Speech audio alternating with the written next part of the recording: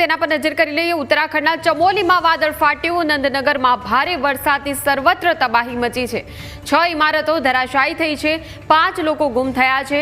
NDRF એસડીઆરએફની ટીમોએ rescue operation હાથ ધર્યું છે। એમ્બ્યુલન્સ અને તબીબી ટીમો તરત જ ઘટના સ્થળે પહોંચી ગઈ છે। તો જે તે દ્રશ્યોમાં અમે આપને બતાવી રહ્યા છીએ કે કઈ રીતે વિનાશ વેર્યો છે અને ઉત્તરાખંડના ચમોલીમાં વાદળ ફાટવાની આ ઘટના કે જેને લીધે પારાવાર મુશ્કેલીઓનો લોકો સામનો કરી રહ્યા છે। અત્યારે 6 ઇમારતો ધરાશાયી થઈ છે। 5 લોકો ગુમ થયા છે। એનડીઆરએફ એસડીઆરએફની ટીમને તરત જ બોલાવી લેવામાં આવી હતી અને સતત બચાવ કામગીરી અભિયાન સતત ચાલુ છે। રાહતના કાર્યો સતત ચાલુ છે।